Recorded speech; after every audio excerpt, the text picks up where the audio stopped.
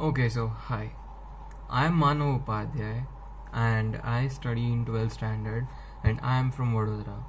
So basically, I am going to be teaching you, or you can say that I am going to make you understand the topics that are the most important for our boards examinations and kind of like the topics which can get you a minimum of like 60 to 65 marks for each subject.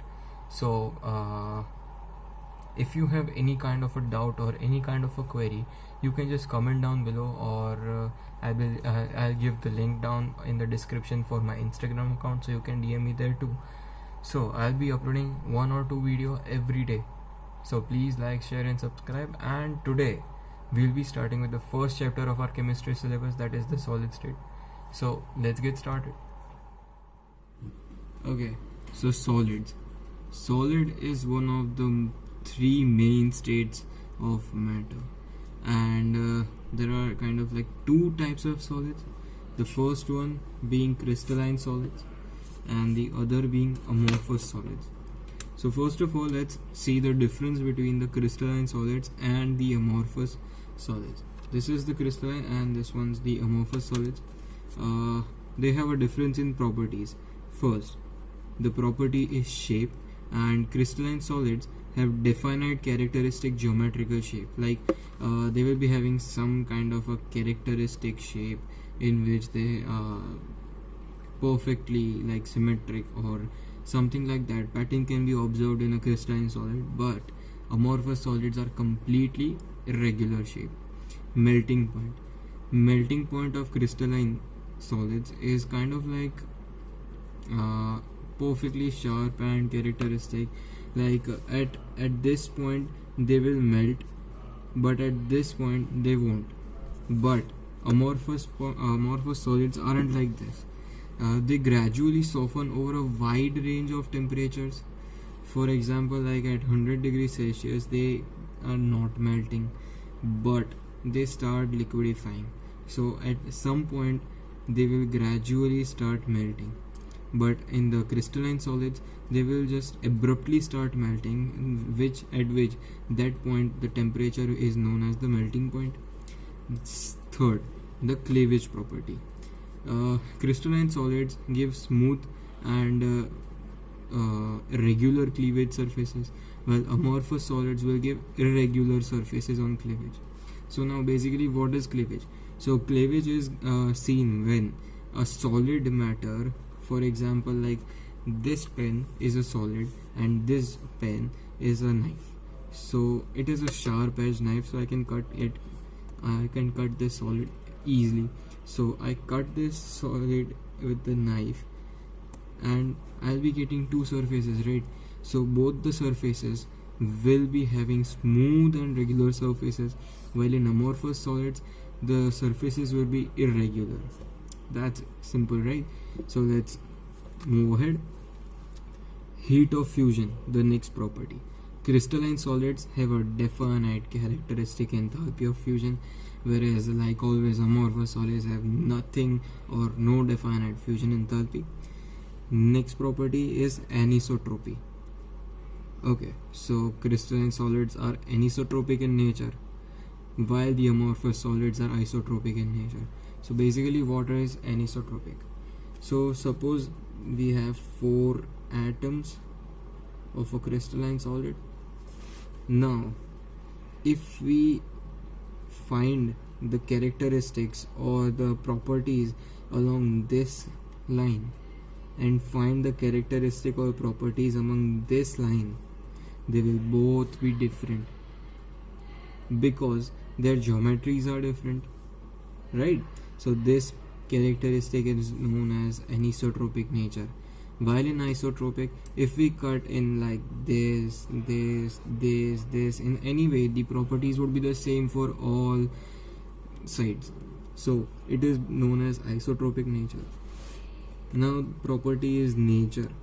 Okay, crystalline solids are true solids, while amorphous solids are pseudo solids. This is kind of like a comparison between crystalline and amorphous. in which true solids are like always solids, while pseudo solids is named because of one particular reason.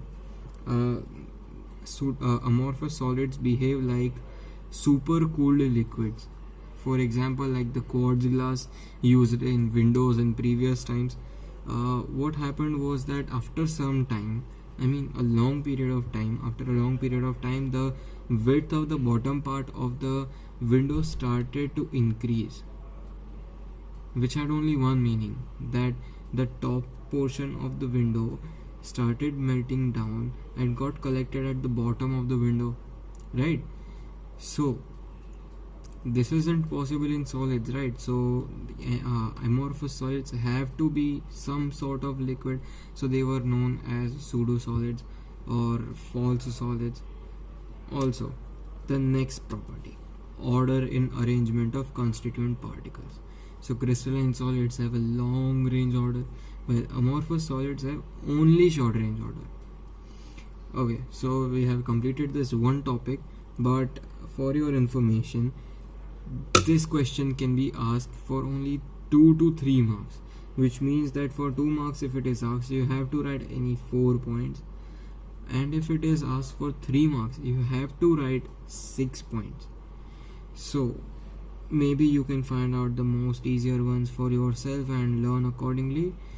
But if I were you, I would have to be writing down the shape, the cleavage property, the anisotropy, the nature, and order in arrangement if it was asked in 2 marks. You can choose yours, it's up to you. Okay, so let's get to the next topic. It is packing efficiency. I know about the diagram.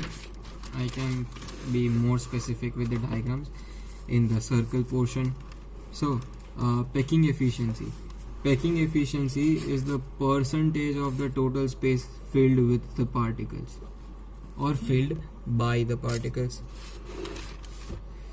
Okay, so as we can see that first is for HCP or CCP structures.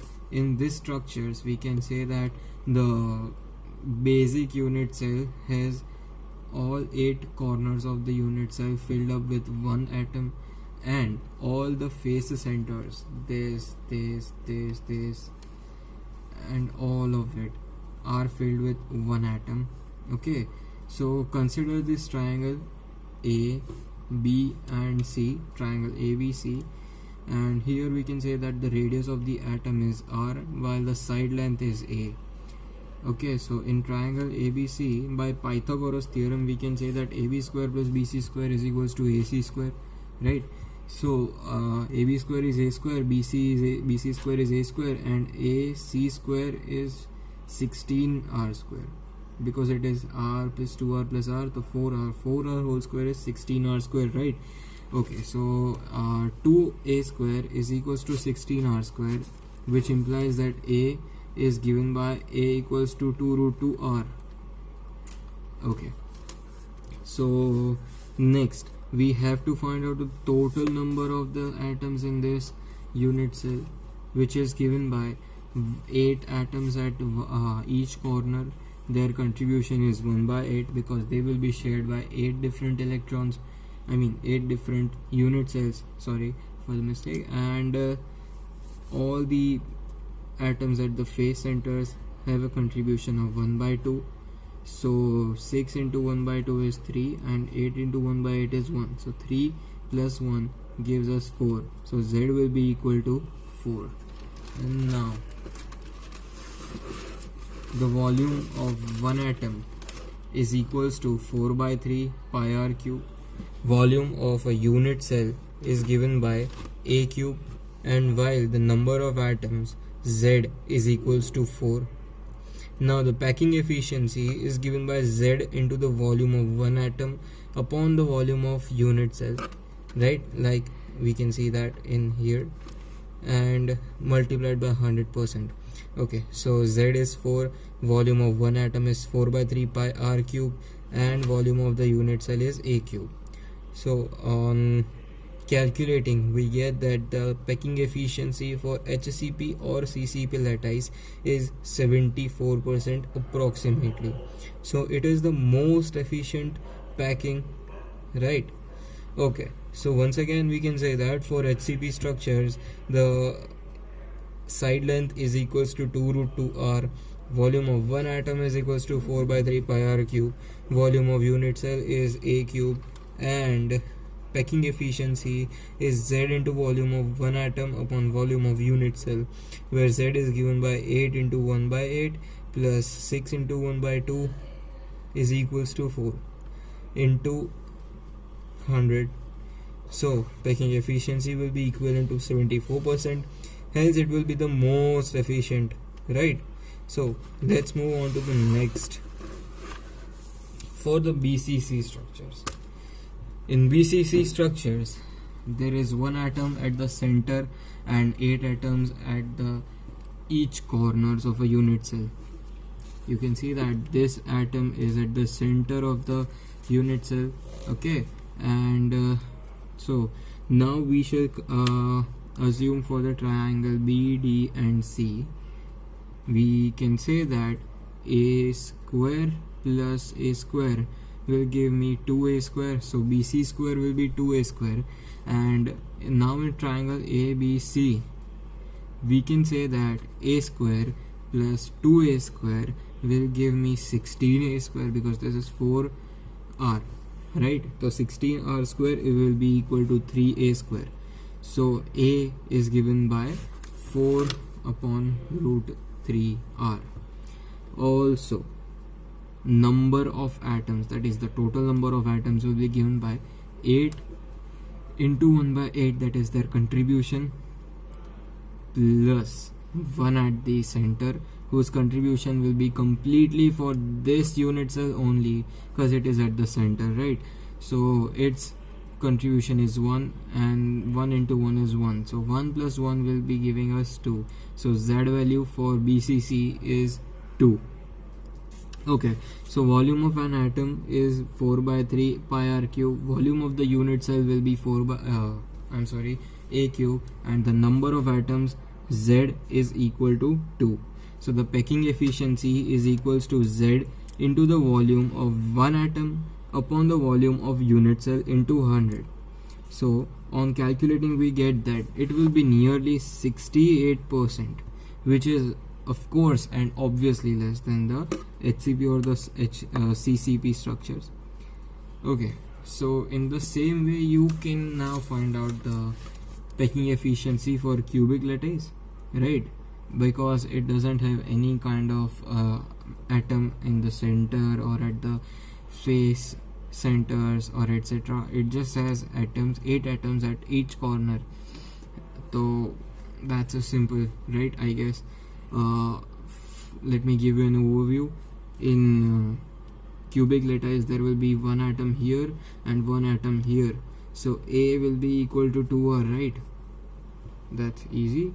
So volume of one atom will be 4 by 3 pi r cube, and here Z value for the cubic lattice has to be 1. So this will become 1 and this will become 4 by 3 pi r cube. A cube will be given by 8 r cube, so 4 upon 8 is 2, so it will become pi by 6 into 100. So you can calculate ahead of it. Okay, so let's continue and let's try this again for BCC structures. Here atom is at the center, so in triangle BDC we get that BD square plus CD square is equals to BC square, therefore BC square is given as 2A square. And in triangle ABC we can say that AB square plus BC square will be giving 16R square, as AC is 4R, hence this is becoming 3A square and this is 16R square, so A will be given by 4 by root 3R. Also volume of one atom is given by 4 by 3 pi r cube, volume of the unit cell is given as A cube, and the number of atoms is 2. So the packing efficiency is equals to 2 into 4 by 3 pi r cube upon A cube into 100, which is approximately 68%, which is less than the HCP or CCP structure's packing efficiency. Now let's move on to the next topic. So as per our textbook, we have a nice formula for the density of the unit cells, which is unit cells density D is given by Zm upon NaAq, where Z is the number of atoms in a unit cell, M is the atomic mass of the unit cell or the atom, Na is the Avogadro's number, and A cube is the volume of unit cell. Okay, so now let's move on to the defects in solids. This is one of the most important topics in this chapter. Okay, so defects in solids are of two types. Defects are of two types: point defect and line defect. So defect are of two types, that is the point defect and line defect, as I just said. So point defects are the defects in which there is a defect at a single particular point and there will be many other points in a same unit cell or the same solid. But in a line defect, the defect must be in a row of atoms. So we just have to study about the point defects because the line defects are not in our textbook, so we do not have to worry about that. So point defects are of three types: stoichiometric, then comes the impurity defect, and the third type is the non-stoichiometric. Now stoichiometric defects are the defects in which stoichiometry remains unchanged. This type of defects are also known as intrinsic or thermodynamic defects. Now the first type in the stoichiometric defects is the vacancy defect. Now when some lattice sites are vacant, in vacancy defects, when some lattice sites of a unit cell, that is, if it is a lattice point, this is a unit cell, okay, so all the edges, the edges are known as the lattice sites. If one of them is vacant, then it is known as a vacancy defect. As the number of atoms decreases, the mass decreases, but the volume remains the same, so the density of the substance will decrease, right? And it can be developed when the substance is heated. Okay, so let's move on to the next one: interstitial defect. When some constituent particles occupy on interstitial site, crystal is said to have interstitial defect. Density of substance has to increase because this is a room of probably 4 people's capacity. So 4 person is sitting on each chair in a room, and there is one person who is kind of like so eager to stay with them, so he just goes into this room with a chair in his hand and sits between the 4 of them. So the volume of the room will obviously be remaining the same, but the mass will increase. So density is mass by volume, so the density will increase. So this is what interstitial defect is all about. Okay, so in vacancy defect and interstitial defect, these defects are only for non-ionic solids. Now this is vacancy defect. This is a unit cell or solid in which these two are the vacancies created. Okay, here due to these two vacancies, the mass will be decreasing but the volume remains the same, and due to which the density will decrease. So this is a vacancy defect. And this is a solid in which these two are the new constituent particles that have occupied an interstitial site, due to which the mass increases but the volume remains the same, hence density will be increasing. This is known as interstitial defect.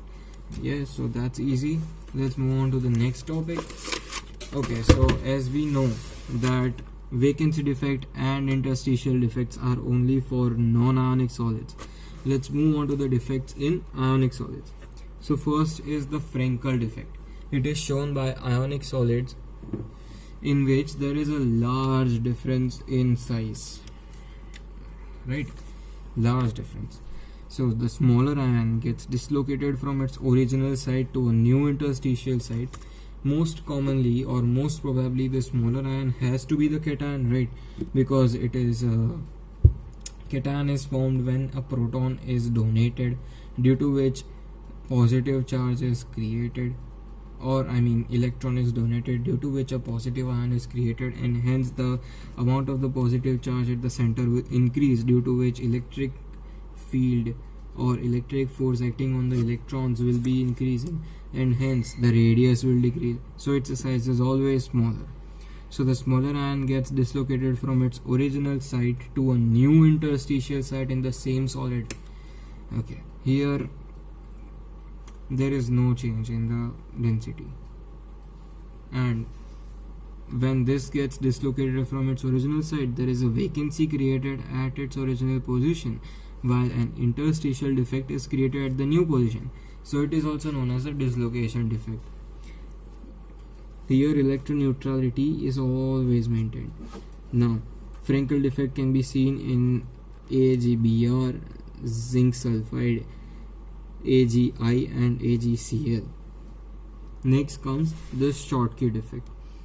Schottky defect is basically a vacancy defect, nothing much. So number of ions and cations missing are same, so that the electron neutrality can be maintained. So next, density of the substance will decrease as there is a vacancy created, while in the Frankel defect there was vacancy created, but the vacancy created by the particular atom was in the same interstitial site, right? I mean to say that the atom that created the vacancy was still in the solid, so the mass difference was 0, due to which the density will neither increase nor decrease. Okay, but in here anion and cation both will be missing, due to which mass will decrease and the volume will remain the same, due to which the density will decrease. Now suppose in NaCl there are 10⁶ Schottky pairs per 1 centimeter cube, and in 1 centimeter cube there are 10⁻22 ions, and hence we can say that there is one Schottky pair per 10⁻16 ions. Example, it is shown in NaCl, AgBr and KCl. So the only solid which shows both Frankel and Schottky defect are AgBr or is AgBr, and this can be asked in your exams for 1 mark MCQ or 1 mark fill in the blanks if you are in CBSE board.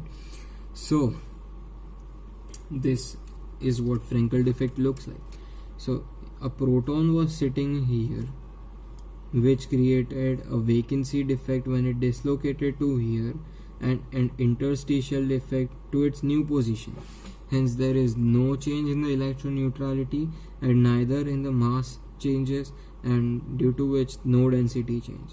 While in Schottky defect there has to be a negative ion here and a positive ion here, both went missing, right? Hence electron neutrality remains the same, but the mass decreases, due to which the density will obviously increase. Yes, that's the perfect thing. Okay, so in both Frankel and Schottky, electron neutrality is always maintained, and these two are also stoichiometric defects but in ionic solids, while vacancy defect and the interstitial defects were defects or stoichiometric defects in non-ionic solids. Okay, then let's move on to impurity defect. Suppose there is some kind of situation in which molten NaCl containing a little amount of SrCl2 is crystallized. Some of the sites ions are occupied by Sr2+. Like I am sitting with 3 friends, that will create 4. But if we are in a bus and it is in a hurry, my 2 friends might be displaced by some other person, and hence those 2 will sit at a different place or have to be moved on to another bus. So there will be a vacancy created at one place and only 3 places will be filled. So this is known as impurity defect, where the other guy is the impurity. You understand that? Okay. So each Sr2 plus ion, in this case where NaCl and SrCl2 are crystallized in molten state, so each Sr2 plus ion replaces two Na plus ions, creating one vacant site. This is because electron neutrality has to be maintained. So when Sr2 plus ion is replacing ions of Na plus, it has to be replacing two Na plus ions, creating one vacancy. Okay, the cation vacancy thus produced are equal to the number of Sr2 plus ions. So if one Sr2 plus ion is present, there will be one vacancy defect. So this kind of impurity is also shown by CdCl2 and AgCl mixture. Now the next defect is non-stoichiometric defect. Here the stoichiometry will obviously be not looked after, or will not be the same, or kind of like it may change, it may not change. For example, like Fe 0.96, there is no stoichiometry, that is a random random proportion, right? The first non-stoichiometric defect has to be the metal excess defect. So when the crystals of NaCl are heated in an atmosphere of sodium vapors, so there is this NaCl crystal which has to be heated in Na or sodium vapors. Sodium atoms are deposited on the surface of crystals, right? So this is the surface which is heated in sodium vapors. So sodium will be at this surface, right? So NaCl crystal has Na plus and Cl minus ions both present. As there is Na at the surface, one of the Cl minus ions will diffuse to the surface to create an NaCl. For that purpose, the Na at the surface has to lose one electron to form an Na plus ion, right? So when it loses one electron, that electron lost will diffuse into the crystal, and it will fill up the vacancy created by the Cl minus ion. So the electron neutrality is also maintained here, but the anionic sites occupied by the electron will be known as the F centers. F centers are called Forbin centers. These F centers impart color to the crystals. For example, NaCl will become yellow, LiCl will become pink, and KCl will become violet or lilac, something like that. So this is the solid, and there has to be an negative ion here, but it will diffuse to the surface, and the Na will lose one electron has to be here, will diffuse into the solid and fill up the vacancy created by Cl minus ion. So this point or this anionic site is known as the F center, which imparts color to the solid. So this is all about the metal excess defect. Let's move on to the metal deficiency defect. Metal deficiency defect. When cation having a smaller oxidation state, Fe2 plus, gets replaced by a cation having a higher oxidation state, Fe3 plus, a vacancy is created. For example, I have 3 Fe2 plus ions. If I want to maintain the electron neutrality and change it from 2 plus to 3 plus, I'll do something like 2Fe3 plus. Total charge in here will be plus 6 and here will be plus 6, so it will be equally balanced. And as this is only 2 and this are 3, this 3 will be replaced by this 2 atoms, and hence one vacancy is created. So FeO is found mostly in Fe 0.96O composition. Here in Fe 0.96, one oxygen has 0.96 iron, so 100 oxygens will have 96 iron ions. Here 4 vacancies are created, right? So 4 vacancies created, as we know that 2 Fe3 plus ions will create 1 vacancy. So how many ions will create 4 vacancies? Hence there will be 8 Fe3 plus ions in the total 96 ions, right? So in Fe96 it will become 8 Fe3 plus 88 Fe2 plus, hence total number of Fe ions is 96. So if we have to find the percentage Fe3 plus, we will do that 8 upon 96, that is 8 is the number of Fe3 plus ions upon the total number of Fe ions into 100. It will give the percentage Fe3 plus, and for percentage Fe2 plus it will be 96 minus 8, that is 88 upon 96 into 100%. So this is all about the defects, the packing efficiency, the difference between the crystalline and amorphous solids, and these things all will conclude our chapter here now. So if you have any kind of a doubt or a query, you should write down in the comments, or you can DM me on Instagram. And if you have any suggestions, you can just do the same thing for it.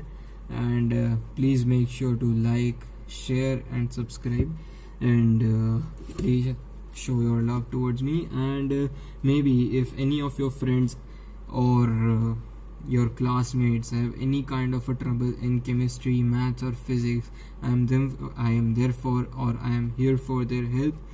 So I'll see you in the next lecture. Bye for then. Hope you like this video. So if you have any suggestions that I said that okay, so you can just comment down below or DM me on the Instagram. I'll be linking